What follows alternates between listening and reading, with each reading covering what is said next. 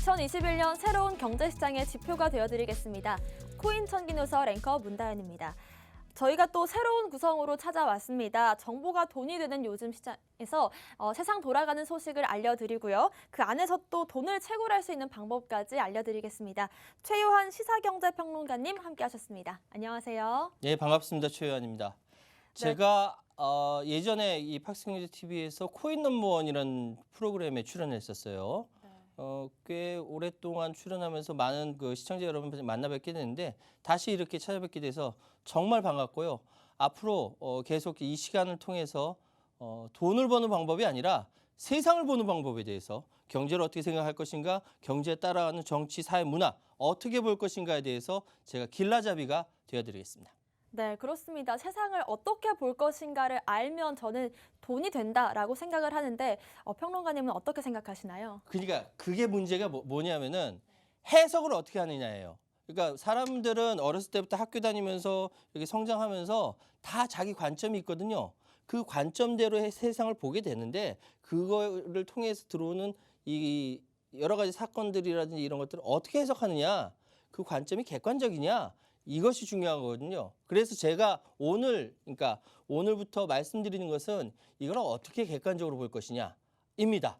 객관적으로 봐야 상황에 대해서 객관적으로 이해하게 되고요. 그래서 여러분께서 판단하실 때 아주 객관적으로 판단하실 수 있는 거죠. 그렇습니다. 이제 평론가님과 함께 조금 더 객관적인 관점으로 이제 세상을 바라볼 수 있는 시간이 될 것 같은데요. 시청자 여러분들께서 방송을 시청하실 때 어떤 시각으로 좀 보시면 도움이 될까요? 물론 제 시간뿐만 아니라 팍스경제TV뿐만 아니라 여러분께서 접하신 모든 매체, 신문이라든지 아니면 그 인터넷이라든지 TV라든지 모든 정보에 대해서 좀 비판적으로 보셨으면 좋겠어요. 왜냐하면 너무나 이 모든 정보에 대해서 다 스펀지처럼 흡수하는 건 좋은데 흡수해서 내 걸로 만들어야 되거든요. 내 걸로 만들기 위해서는 어떤 식으로 해야 되면 이걸 비판적으로 바라봐야 돼요. 무조건 자기 몸에 맞는 영양소를 흡수하는데 무조건 다 받아들인다가 좋은 게 아니거든요. 그러니까 제가 드리는 말씀까지 비판적으로 맞는 것인가 아닌가 해서 아주 냉철하게 판단을 하셔야 된다고 저는 생각합니다. 그렇기 때문에 미디어 교육이 사실 어릴 때부터 중요한데 어른 된 상태니까 어쨌든 비판적으로 바라보시길 권유드립니다. 네, 그렇습니다. 조금 더 비판적으로 냉철하게 볼 수 있는 시각을 가져가셨으면 좋겠습니다. 그럼 본격적으로 8월 20일 머니좌 최요한의 경제누설 시작해 보도록 하겠습니다.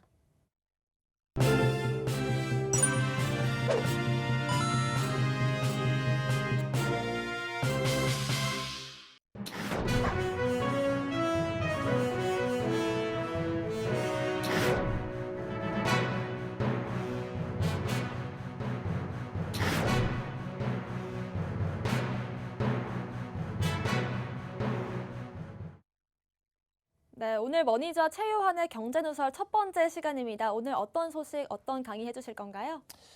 지난 8월 12일 날 국회에서는 가상자산 법제화와 관련된 토론이 있었습니다. 또 그리고 어제도 이 가상자산 법제와 관련돼서 원포인트 법안 개정에 관련된 토론이 있었거든요. 내용은 비슷했어요. 그런데 여러분 아시겠지만 가상자산 또는 이제 말을 뭐 암호화폐로 같이 이야기한다라고 했는데 가상자산을 법제화한다는 것이 어떤 의미인가에 대해서는 여러분께서 많이 생각하셨을 거예요. 그러니까 이거를 공론화시켜서 좀 안전한 시장으로 만들자라는 거지 않습니까? 근데 안전한 시장으로 만들려고 하니까 얘기가 너무 많아. 이 사람 얘기, 저 사람 얘기 다 얘기 듣다 보니까 제대로 진행이 안 됐어요. 제대로 진행이 안 되다가 만든 것이 뭐냐면은 이번에 나온 법안입니다. 특경법이죠. 그래서 이 특경법에 대해서 각자 생각하는 바가 너무 달라요. 국회에서 생각하는 거, 금융당국에서 생각하는 거, 업계에서 생각하는 게 너무 다르기 때문에 계속적으로 이거를 하나의 의견으로 만들어야 되는데 그게 힘들었어요. 근데 이게 9월 25일 당장 이 법이 시행되는 상황이기 때문에 다들 당황하고 있거든요. 근데 오늘은 지난 8월 12일 날 국회에서 어떤 토론이 있었는지 그 토론에 대해서 좀 깊이 살펴보면서 우리는 여기에 대해서 앞으로 어떻게 생각할 것인지에 대해서 말씀드리도록 하겠습니다. 네, 일단 8월 12일에 국회 토론회 메타버스 생중계가 있었습니다. 메타버스로 생중계가 됐다는 게 저는 되게 참신하게 느껴졌는데 이게 코로나와 메타버스의 어떤 진흥된 시스템인지 이런 것도 한번 짚어주시면 좋을 것 같아요. 그러니까 그 사실은 저도 국회 토론회 같은 데 많이 직접 이제 패널로 나가서 이야기하고 참석도 많이 해봤는데 보통은 그 뭐랄까 그 메타버스를 통해서 한 건 이번이 처음이에요. 보통은 그냥 앉아가지고 같이 이야기를 하고 토론하고 유튜브로 방송하면 그것도 와 굉장해졌다라고 이야기할 정도로 현재의 수준이 그렇습니다. 이게 우리 여기 이용하시는 분들은 다 메타버스 너무나 자연스럽게 이용하시고 하시는데 다들 이야기하는 것이 이 메타버스는 전혀 이야기하지 않는 상태에서 가상자산 이야기한단 말이죠. 그러면 이제 어울리지가 않는 거죠. 제가 그림을 준비했으니까 좀 보여드릴게요. 이게 뭐냐면은 국회에서는 토론회 있을 때 사실은 토론회 하고 보통 이제 기념사진 찍는데 국회에서는 앞에서 먼저 사진을 찍고 토론회를 합니다. 그래서 토론한다라고 하니까 그 국회 실제로는 국회의원들을 비롯해서 패널들 나와 사진 찍고 메타버스 안에서는 이렇게 춤을 췄어요. 예. 여기 보니까 BTS의 정국이처럼 이렇게 춤을 추고요. 다들 강남 스타일로 춤을 추고 막 그랬어요.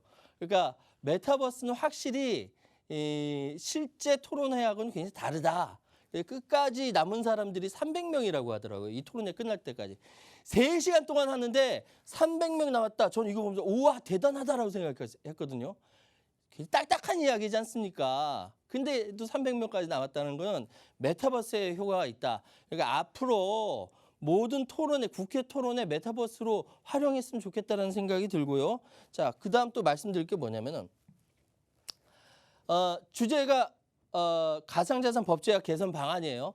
그리고 부제가 국내외 가상자산 자금 세탁 위험 규제 현황 미비점 이렇게 딱딱한 주제로 이야기하게 됐는데 나온 사람들이 주최를 누가 하냐면은 전재수, 이정문, 성일종, 윤창현 의원이 했어요. 자, 앵커님 이 네 분 중에 혹시 아시는 분 계세요? 뉴스에서 몇 번 뵀던 분들인 것 같은데 이번에 또 주최를 하셨다라고 말씀이 됐네요. 그렇죠. 네. 근데 사실 뉴스를 하시는 분이니까 아는 거지 일반인들은 이름을 들어본 것 같기도 하고 아닌 것 같기도 하고 잘 몰라요. 예. 근데 만약에 여기 이 주최하는 사람들 중에 대선 주자가 있었다라고 생각을 해보세요. 그러면 전혀 달라지거든요. 왜? 대선 주자가 관심을 갖는 것은 공무원들도 국민들도 다 관심을 갖게 됩니다. 어쨌든 이 내용을 가지고 국회에서 계속적으로 토론을 벌였고 경론을 벌였고 여기서 얘기하는 경론은 서로 치고받고 싸웠다는 건 아니고 각자가 생각한 그 가상자산에 관련된 이 법안에 대해서 각자가 세게 주장했다는 거죠. 예. 그 중간에 이제 이게 조금 세다라고 하는 발언도 있을 수 있죠. 그러나 여기에 대해서는 충분히 토론을 많이 했다라고 말씀드리겠습니다. 네, 그럼 토론회에서 어떤 얘기들이 오갔길래 이렇게 말씀을 하시는지 궁금해지는데 그럼 저희가 좀 눈여겨봐야 될 발제자들이 있다면 어떤 분들이 계실까요? 이날 고생 많이 했어요, 이분들. 네. 예. 맨 왼쪽에 계신 분은 정지열 한국자금세탁방지 전문가 협회장님이시고요. 가운데 계신 분은 정상호 델리오 대표 이사님이시고 맨 오른쪽에 계신 분이 조원희 법무법인 디라이트 대표 변호사입니다. 이 세 분이 이야기하시는 것의 핵심은 뭐냐면은 가상자산 관련된 지금의 법안이 이 많은 고민과 많은 노력을 통해서 만들어냈지만 여러 가지 문제점이 있다.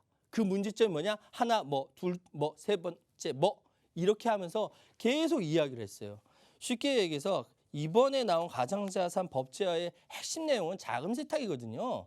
그러니까 자금 세탁에 관련돼서만 풍부하고 나머지는 아니다라는 이야기예요. 그러니까 여기에 대해서는 조금 더 치열하게 더 논의해 보도록 하겠습니다. 그렇습니다. 국회에서도 중요 쟁점들로 공방을 벌였습니다. 3시간 넘게 뜨거운 공방전이 있었다고 하는데요. 가상자산의 법제화와 개선 방안에 대한 이 소식들을 최요한 평론가님께서 쏙쏙 집어서 원포인트로 정리해 주신다고 합니다. 평론가님 부탁드리겠습니다. 예, 좀 뭐 재미있게 말씀을 드렸으면 좋겠는데 주제 자체가 딱딱하기 때문에 어쩔 수가 없습니다. 자, 보십시오. 이 주제를 유력한 대선 주자가 이야기했다. 그러면 아마도 그 조중동 대한민국의 가장 큰 신문부터 시작해가지고 쫙 퍼졌을 거예요. 문제가 뭐냐? 왜 대선 주자까지 나오는 것이냐? 라고 이야기하면서 언론의 엄청난 스포트라이트를 받았을 텐데 아쉽게도 그러지 못한 부분에 대해서는 참 뭐 아쉽죠. 어떻게 합니까? 근데 제가 지금 이 말씀을 드리는 건 뭐냐면 이 방송을 혹시나 보고 지나칠지 모르는 어느 대선 주자분께서 여기에 대해서 관심을 좀 가져주시라라는 차원에서 말씀드리는 겁니다. 왜? 우리나라 가상자산 이용자가 몇 명입니까? 600만 명이에요. 600만 명. 600만 명을 표로 생각해 보세요. 어마어마하거든요. 각자 이해관계가 다 있는 이 참여 문제에 대해서 다음에 대통령 선거의 공약 내지 하나의 아젠다가 나오지 않겠습니까? 여러분이 생각하실 때도 그러지 않아요? 전 그렇다고 생각하거든요. 자, 그럼 내용을 들어가 봅시다. 자, 특정금융정보법, 특금법, 발음 잘 하셔야 돼요. 특금법, 외국환 거래 등 금융거래를 이용한 자금 세탁 행위. 얘기 다 나왔어요. 이거야, 이거 자금 세탁. 자금 세탁 때문에 그런 거예요. 그래서 특정금융정보법이 만들어진 거예요. 이게 핵심입니다. 이게 핵심. 밑줄 치고 공중협박 자금 조달하는 규제하는 데 필요한 특정 금융거래 정보의 보고 및 이용 등에 관한 사항을 규정함으로써 범죄 행위를 예방하고 나아가 건전하고 투명한 금융거래 질서 블라블라블라블라. 핵심이 뭐냐? 자금 세탁 방지법이라는 거죠. 자금을 세탁을 하는 걸 방지해야 된다. 예, 맞는 소리입니다. 틀린 법 아니에요. 그런데 이 문제가 자금 세탁 방지만 하면 되냐 이거죠. 자금 세탁 방지뿐만 아니라 무지하게 많은 문제가들이 있지 않습니까? 특정금융정보법은 그 많은 문제들을 포괄해야 돼요. 그런데 지금 현재는 자금 세탁 방지에 올인하고 있어요. 그래서 현실에 맞게 개정하라가 12일 날에 이 많은 사람들의 주장입니다. 전 틀렸다고 생각하지 않아요. 예, 맞는 소리고요. 어쨌든 특금법은 이렇다라는 거 여러분께서 알고 계셔야 됩니다. 그럼 일단 그 정상화 대표가 얘기했던 부분, 커스터디와 지갑 사업자의 법제화 방향, 정상화 델리오 이사가 얘기했죠. 그러니까 커스터디가 뭐냐면 이 그 가상자산 대신 이렇게 보관해서 보관하는 사업, 보관해서 뭐 송금하고 이런 그런 것들을 이야기합니다. 이 사업이 중요한 것이 뭐냐면은 커스터디는 거래소가 아니잖아요. 지갑이죠, 지갑. 지갑을 대신 보관해 주는 거예요. 그러면 이 거래소 말고도 다른 여러 가지 사업의 그 중에 하나가 커스터디예요. 그러면은 이런 사업자들이 특금법에 적용을 받느냐, 자금 세탁에 적용을 받느냐, 적용을 받는 데도 있고 적용을 받는 부분도 있고 그렇지 않은 부분도 있죠. 나머지 거래소 말고도 이 사업 자체는 산업화라든지 미래 먹거리라든지 마이크로 화폐 시대에 대처한다든지 여러 가지 가능성이 큰 사업이다. 그런데 특금법에 때로는 뭐랄까 이렇게 적용을 받을 수도 있고 그렇지 않은 부분도 있다. 근데 온통 특금법 자금 세탁에만 매달리면 우리 못 산다예요. 이분이 목소리가 조금 이렇게 강하게 이야기를 하셨어요. 이해합니다. 여기 커스터디 사업 볼까요? 자, 성과들을 보면요. 코인베이스 나스닥 상장 100조 이해하시죠?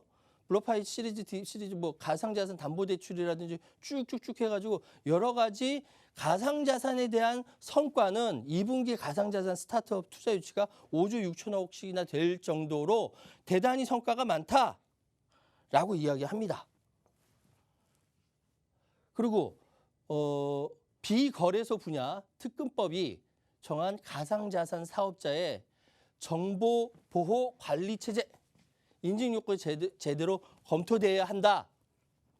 정보보호관리체제라는 것이 이 사업자가 제대로 정보를 이렇게 제대로 사업을 굴릴 수 있는지 안전한 정보를 시스템을 갖고 있는지 그거 확인한다라는 거죠. 인증을 받아야 된다는 거거든요. 그런데 예를 들어서 거래소 말고 비거래소 분야에서 굳이 이 인증 받는데 한참 시간 걸리는 것뿐만 아니라 불필요한 부분도 많다. 이걸 꼭 하나의 딱 틀거리 안에 넣을 필요가 있느냐. 이렇게 얘기가 되는 이유가 뭐냐면은 가장 근본적인 이유가 가상자산은 범죄의 도구다라는 예전의 인식에서 한치도 벗어나지 못했다라는 답답한 현실을 고발했습니다. 짝짝짝 맞는 소리예요. 인식을 바꿔야 돼요. 4차 산업혁명이 막 노래하고 있는데 지금 가상자산이 범죄의 도구라고 인식하고 있는 몇몇 사람들의 헤게모니 갖고 있는 그걸로 법을 만들면 안 되는 거죠. 바꿔야죠. 당연하죠. 예. 하나의 산업으로 인식을 해야 합니다. 진짜로. 지금 가상자산에 대한 이 규제하고자 하는 이 법안은 어떻게 나가야 되냐면은 속도와 범위와 이 균형 이 세 가지 범주 안에 제도화가 돼야 된다라고 이야기했습니다. 그 정 대표가 굉장히 균형감 있게 얘기했어요. 속도, 범위, 균형에 맞춰서 제도화해야 된다. 점잖게 표현했어요. 저는 화가 나서 막 달렸을 텐데 점잖게 표현했습니다. 그 다음 봅시다. 예, 가상자산 사업 신고를 준비하면서 본 특근법의 문제점과 제안. 그래서 조원희 대표 변호사가 이야기했습니다. 이분은 변호사예요, 변호사. 가상자산 사업자들이 이 변호사와 함께 신고하고 등록하려고 굉장히 많이 노력을 했는데 너무 문제점이 많으니까 이분이 화가 났어요. 그래서 오늘 나와서 이야기합니다. 가상자산 사업자 신고 의무, 까다로운 기준, ISMS, 정보관리 체계 인증, 실효성 의문, 이게 다 던집니다. 모든 가상자산 사업자가 정보보호관리 체계 인증을 받아야 하느냐? 이건 모르겠다. 전혀 쓸데없는 사람도 받으라고 하니까 내가 그렇게 해도 되나? 자, 가상자산 사업자는 기본 항목 239개에서 가상사업자에게 부과되는 56개 더해서 총 290개 항목을 심사. 말이 290개 항목이죠. 이걸 서류로 쌓으면 얼마나 되겠습니까? 어마어마하겠죠. 와, 4차 산업혁명, 가상자산, 메타버스, 블록체인 이 얘기하고 있는데 지금 서류 검사하고 있습니다. 게다가 보통 6개월에서 9개월 정도 걸린다고 설명하지만 보통 이거는 1년 정도 걸리는 이제 업체에서 이야기하는 거고 더 걸린다는 거지. 이게 힘들다라는 것이죠. 허가 안 해주겠다라는 것과 마찬가지다라는 것이죠. 제가 조금 세게 얘기했어요. 죄송해요. 예. 성급히 진행된 특근법 시행이라고 이야기합니다. 맞아요. 성급히 진행됐어요. 뭔가 보여줘야 되지 않습니까? 가상자산으로 난리가 났다. 뭐 어디서 뭐 몇 조 원 사고가 났다.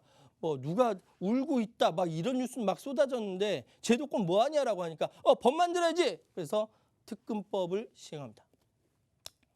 그런데 이게 성급하게 시행되다 보니까 이게 문제가 많아요.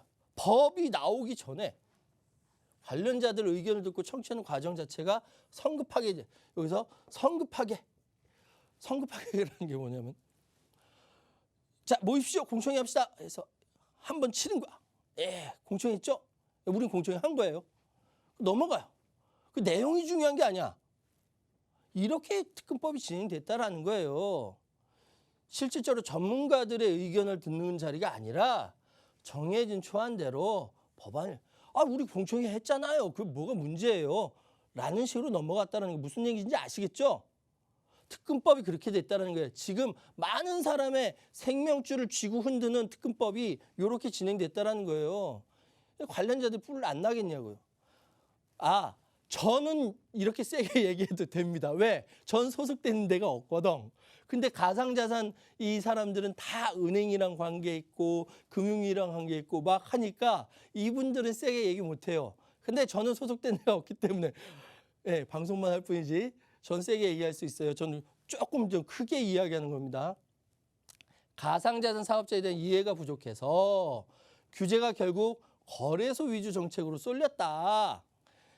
거래소 말고도 비거래소 엄청나게 많은데 커스터디 아까 얘기했던 것처럼 정작 가상자산 시장에서 발생하는 피해는 사기, 다단계, 유사수신, 불투명한 상장 과정, 시세 조작에서 이루어지는데 여기에 관련된 법이 따로 있다. 얼마든지 할 수 있다. 그런데 법이 있음에도 피해 사례가 나타나는 이유는 이게 답이에요. 문제를 책임지고 해결할 주체가 여기서 부족하다고 표현했는데 전 폭탄 돌리기 그냥 팍 주체가 부족한 게 아니라 주체를 안 맡으려고 하는 거지. 화 안 낼게요. 예, 우리 피디님이 화내지 말라고 했거든요. 토론을 보면서 메타버스에서 막 되게 메타버스 안에 되게 예쁘잖아요. 사람들이 이 뭐랄까 캐릭터들이. 근데 이 캐릭터들은 화를 낼 줄 몰라. 제가 뛰어들어갔으면 막 난장판을 폈을 텐데 진짜. 주체가 부족한 게 아니라 주체가 없었어요. 주체를 맡지 않으려고 한다고. 왜? 그 바가지를 내가 왜 뒤집었어? 라고 하는 사람들이 많았겠죠? 흥분하지 마라. 예. 자, 관련 법률 검토나 개정이 필요합니다. 잘못됐으면 필요하겠죠? 바꿔야죠. 가상자산 새로운 규제 패러다임을 위해 자본시장법이나 특근법 등을 기존 법률 검토하고 개정해야 합니다. 가상자산의 개념을 정립을 해야 돼요. 가상자산은 뭔지도 모르는 담당자들이 너무 많아요. 그래서 이건 두 가지. 하나는 규제, 하나는 육성. 규제는 개별 법률 목적이나 취지에 맞도록 가상자산을 구분하고 규제의 구조를 정비한다. 그리고 육성은 기존 규제 테두리 내에서 가능한 사업은 가이드라인을 마련하거나 가상자산 특성에 맞는 절차를 신설한다.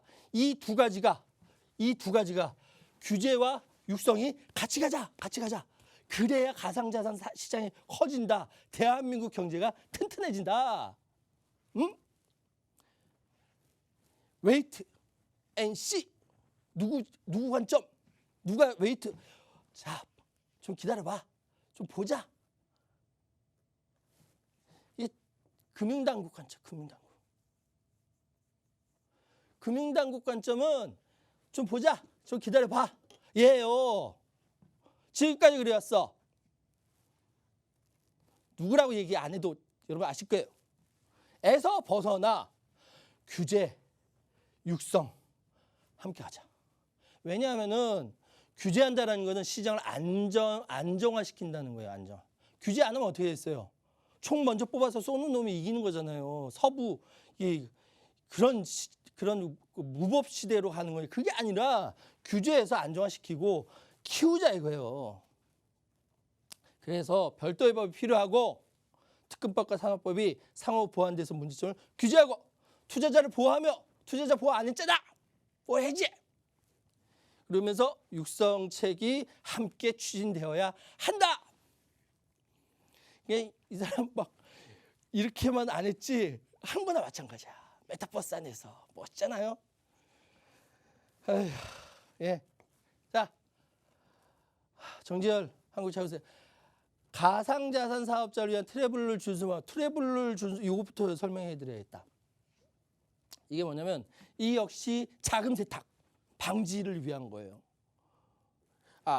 이분이 세계 아시아권에서는 최초로 이 트래블룰 룰 관련돼서 논문도 내시고요. 박사님이에요. 논문 보니까 굉장히 잘 하셨더라고. 가상자산 사업자들이 코인을 이전할 때 이거 핵심 보내는 사람, 받는 사람 우리가 편지를 써도 왜 보내는 사람 누구, 받는 사람 누구 이렇게 하잖아요. 그래야 되잖아요. 가상자산은 그러지 않을 수가 있기 때문에 보내는 사람과 받는 사람의 정보를 정확하게 파악을 해서 국제 자금 세탁 방지 기구의 규정이에요. 그렇게 하자. 예? 그래야 자금 세탁이 되지 않는다라는 거죠. 그러기 위해선 여러 가지 개인정보 관리 체계 인증이나 실명 계정 등 여러 이슈를 해야 되는 거죠. 맞아요.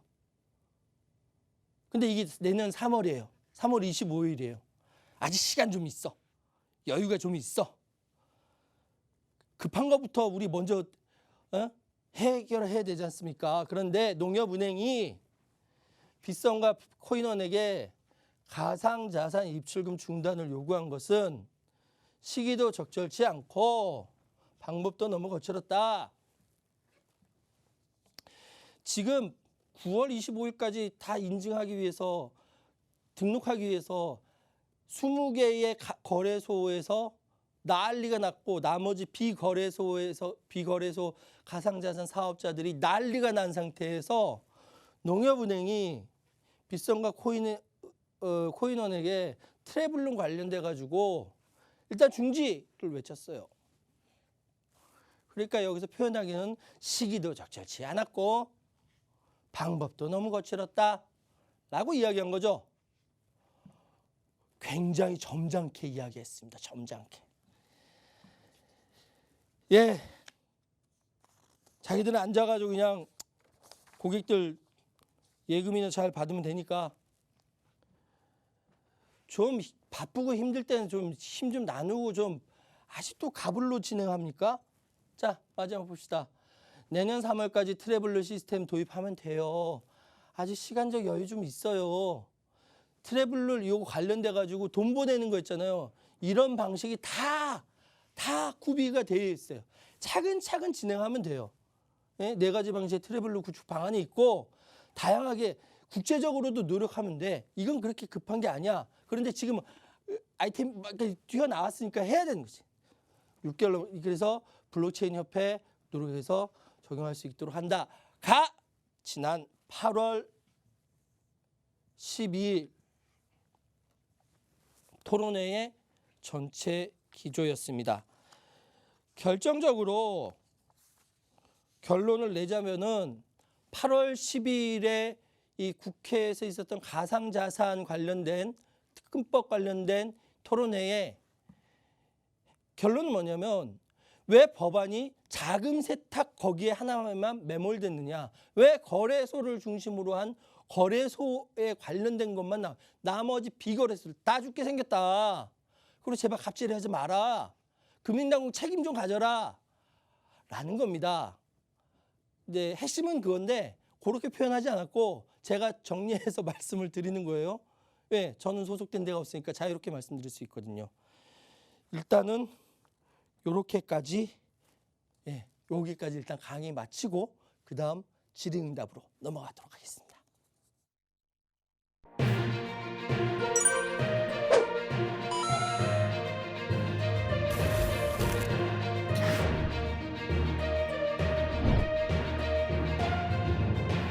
우리 코린이들이 성공 투자를 위한 기초적인 지식을 정보 제공하도록 하겠습니다.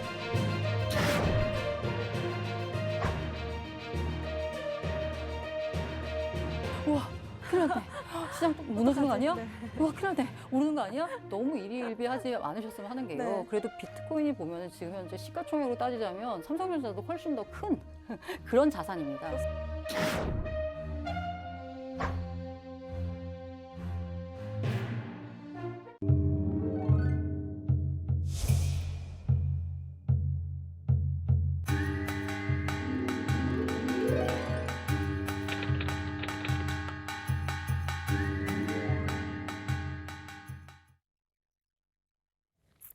네, 코인 청기누설 매주 월요일부터 금요일까지 오전 10시 5분 돈이 되는 정보들 꼭 챙겨가시길 바라겠습니다. 오늘 평론가님 말씀 정말 잘 들었습니다. 네. 밑줄까지 쳐가시면서 열정적으로 강의를 해주신 것 같아서 제가 대표해서 감사 인사를 드리도록 하겠습니다.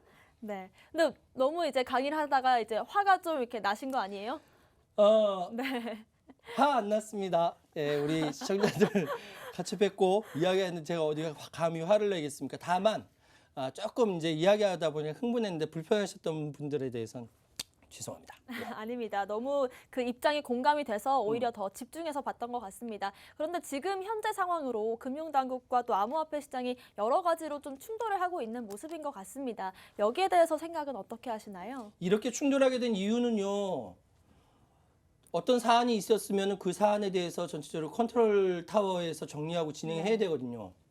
근데 적어도 가상자산 이 업계와 가상자산 관련된 정책을 진행하는 데에서는 컨트롤 타워가 부재했다. 네. 이건 맞아요. 컨트롤 타워가 부재했기 때문에 이 방향이 어떻게 가야 될지 모르고 각각의 부처마다 뭐랄까 컨트롤 타워가 없기 때문에 그 부처마다 가지고 있는 특성에 따라서 정책을 진행한 거죠. 중구난방이 됐어요. 마치 우리나라 인구 정책하고도 비슷하다는 생각이 드는데 그래서 그 가상자산과 이용자를 위한 큰 그림이 없었다. 그것이 부재하다 뭐 이런 생각이 듭니다. 예. 그렇습니다. 가장 좀 큰 문제점은 아무래도 컨트롤 타워가 없어서 좀 문제가 되는 것 같다라고 말씀을 하셨는데 아까 앞서 말씀해 주셨던 것처럼 아무래도 대선을 앞두고 있다 보니까 정치권에서는 조금 몸을 사리는 게 아닌가라는 생각은 듭니다만 아무래도 지금 암호화폐 시장이 좀 중요한 기로에 있는 만큼 좀 중요한 시점인 것 같긴 합니다. 앞으로 앞날은 어떻게 보시나요? 뭐 지금 앞으로 상황이 어떻게 될 것인지에 대해서는 아무도 몰라요. 며느리도 몰라요. 네, 정말 몰라요. 그런데 한 가지 중요한 건 뭐냐면은 대한민국의 인터넷이라든지 블록체인이라든지 여기 가상자산의 시장의 규모라든지 전체의 트렌드를 끌고 가는 이 힘들이라든지 이런 게 굉장하거든요. 세계적인 수준이라고 이야기할 수 있어요. 그렇기 때문에 이 시장을 놓칠 수가 없어요. 대한민국의 발전을 이 시장 끌고 가야 됩니다. 그러면 지금부터 해야 될 게 뭐냐면 전 그래서 막 흥분해가지고 김부겸 총리한테 전화할 뻔했잖아요. 이 방송 한다라고 해서. 왜? 컨트롤 타워가 부재한데 이거 누구 책임이냐? 대선 앞두고 아무도 나서지 않으려고 하는 거 아니냐? 그러면 김부겸 총리는 대선 안 나가니까 책임지고 하실 수 있지 않겠느냐라는 차원에서 흥분해서 예, 전화할 뻔했어요. 이 방송 보고 계실지 모르는 부겸이 형, 예, 좀 생각 좀 하시라고. 네. 지금 전체 끊임없이 가상자산 시장은 진화예요, 진화. 근데 법은 못 따라가. 네. 그럴 수밖에 없는 게 현실은 계속 바뀌고 있는데 법은 항상 늦거든요. 그렇기 때문에 가상자산이 계속적으로 진화하고 있는 상황에서 꼭 필요한 거 대한민국 필요한 거는 컨트롤 타워다. 대선을 앞두고 예민한 시기이지만 누군가 이거는 총대를 매야 된다 이 말씀드리겠습니다. 그렇습니다. 법이 조금 못 따라가는 상황이 아쉽다라는 말씀하셨는데 또 9월 24일 유예 기간을 앞두고 지금 원포인트 개정안이 발의가 되긴 했습니다. 여기에 대해서는 어떻게 생각하시는지도 궁금하고요. 또 금융당국이 너무 강경한 입장을 계속 고수하다 보니까 타협점을 찾기가 조금 어렵다고 느껴지는데 어떻게 생각하시나요? 네. 한 가지씩만 질문하세요. 네, 지금 자, 9월 너무, 24일 네. 유예 기간 앞두고 이 원포인트 개정안 이거 관련해서 말씀드리는데 사실은 원포인트 개정안이 굉장히 중요하죠. 중요한데 저는 조금 아쉬웠던 것이 이 법안 개정이라든지 이런 것들에 대해서 충분한 공감대를 좀 더 많이 만들었으면 좋았겠다라는 생각이 듭니다. 그 부분에 그렇습니다. 대해서는 제가 좀 말씀드리고 싶고 나머지 부분에 대해서는 워낙 가상자산 사업자들을 비롯한 이쪽 업계에 있는 분들이 간절하기 때문에 더 이상 말씀 안 드려도 될 것 같고요. 금융당국이 강경한 입장으로 더 혼란이 가중된다라는 기보다는 금융당국이 가상자산에 대해서 잘 몰라요. 공부도 많이 하셨는데 잘 몰라요. 특히 가상자산 업계에 있는 사람들의 입장을 잘 이해 못합니다. 대한민국 민주주의 국가 맞거든요. 금융당국에 계신 분들이 가상자산 업계에 계신 우리 국민들을 조금 더 이해를 좀 해줬으면 좋겠다라는 간절한 마음이 좀 있습니다. 예. 그렇습니다. 그러면 만약 지금 평론가님께 현재 암호화폐 시장을 겨냥한 개정안이나 발의안을 내달라라고 하시면 어떤 거를 좀 발의를 해보고 싶으세요? 근데 질문을 굉장히 어려운 것만 네. 네. 오늘 첫 시간이다 보니까 궁금한 게 많습니다. 사실은 이게 이제 그 암호화폐 시장을 겨냥한 그 새로운 개정안이라는 것은 지금 수도 없이 많은 사업자들이 내고 있고 이야기하고 있고 서로 간에 충분히 이야기를 하고 있어요. 그런데 문제는 뭐냐면은 암호화폐 시장을 겨냥한 새로운 시장을 개정안의 문제가 아니에요. 제가 아까 강의하면서 말씀드렸던 가상자산이 범죄 도구라는 이 인식을 바꾸는 것이 더 중요하거든요. 이 이야기는 사실 좀 더 거슬러 올라가서 2017년도에 박상기 법무부 장관이 여기에 대해서 중단하겠다. 난 갑자기 법무부 장관이 튀어나와가지고 막 이렇게 얘기하는 것이 너무 놀랐어요. 이 인식은 뭐냐면은 많은 부처들 가운데서 규제하고 뭐 이렇게 정리하고 법무부에서 그런 거 하잖아요. 진흥하고 육성하는 데는 따로 있고요. 같이 이렇게 가상자산이라는 큰 시장을 두고 한쪽만 얘기만 들으면 안 되죠.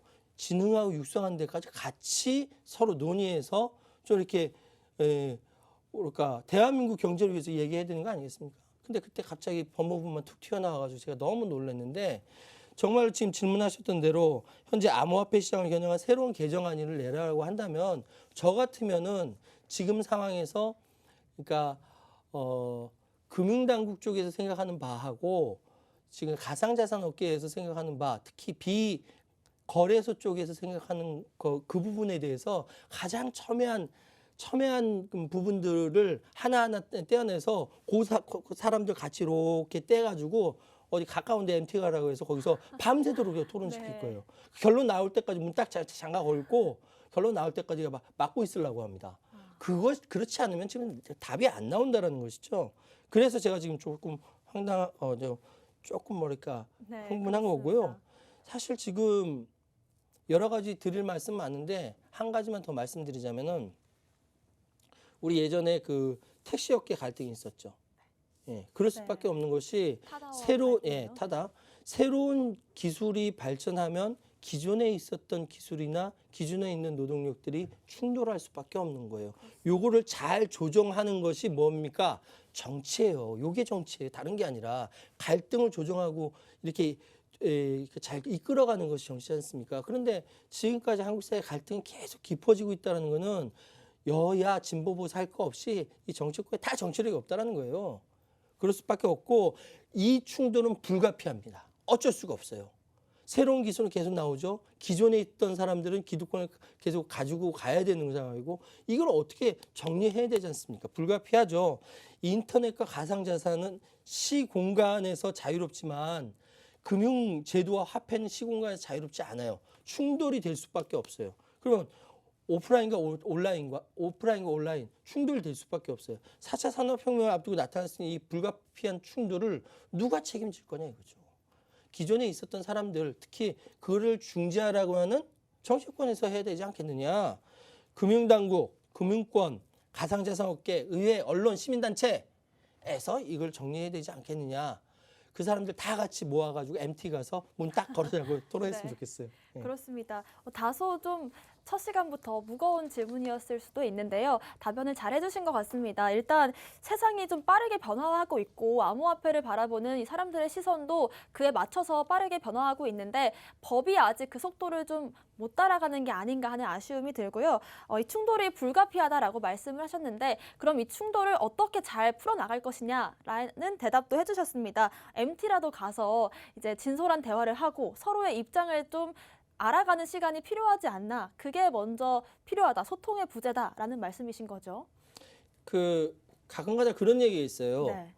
공무원들 사이에 내 임기에서는 벌어지지 않았으면 좋겠다. 조용히 넘어갔으면 좋겠다. 조용히 넘어갔으면 네. 좋죠. 예. 그럼 뭐 골치 아플 거 없지 않습니까? 그런데 아까 말씀드렸던 시대는 늘 바뀌는데 제도와 법은 늘 늦습니다. 그것이 우리가 살아가는 현대 시대의 참 아이러니한 점이죠. 이런 얘기 있었습니까? 미래는 도래했는데 아직 널리 퍼지지 못했다라는 네. 얘기 있죠. 그런 것처럼 지금 가상자산을 중심으로 한 미래는 도래를 했어요. 그런데 제도권에 안타깝게도 안착하지 못한 대표적인 사례가 바로 가상자산이라는 것이죠. 자, 인터넷, 메타버스, 디지털 관할에서 가장 잘 기능할 수 있도록 거래 기록 아이템이 되어 있지 않습니까? 근데 국경도 시간도 필요 없는 새로운 미래의 바로미터입니다. 그런데 금융당국은 임기도 있고 관할 구역이 있고 대표적인 오프라인 주부 부처지 않습니까? 그러니까 당연히 이것이 둘이 부딪힐 수밖에 없는 거예요. 회피하려는 성향은 있지 않은지 내 임기에서는 벌어지지 않고 지나갔으면 좋겠다라는 그런 생각들이 있지 않은지에 대해서 좀 좀 지목하고 싶고요. 박상기 법무장관이 그때 반대하고 퇴임했지만 그 영향력은 여전히 남아 있습니다. 건강한 규제마저 늦게 시작하게 됐다라는 거예요. 우리 가상자산 시장에 있는 이 관계자들은 범죄자가 아니에요. 네, 그렇습니다. 예, 범죄의 인식, 범죄 도구로 인식하면 안 되는 것이죠. 어쨌든 이런 생각을 해보게 되었습니다. 그렇습니다. 금융당국에게 직접적으로 좀 당부의 말씀을 전해주신 것 같습니다. 임기 내에 너무 무사히 지나가려는 안일한 태도만 보이지 말고 하루빨리 좀 법과 인식의 개선이 필요하다라는 말씀을 주셨고요. 그렇습니다. 상기의 난이 아직까지도 그 영향을 미치고 있지 않나라는 생각이 드는데요. 그리고 지금 많이 힘들어하고 계실 것 같습니다. 가상자산 업계 분들에게도 한 말씀 해주신다면요? 네. 이거는 이제 모든 이익단체라든지 뭐 다 하는 방식이긴 한데 가상자산 거래소 비거래소 모든 이 관계자분들께 한 가지 제안을 드리자면 대통령 선거가 도래하고 있는 이 시점이 제도 변화의 절호의 기회입니다.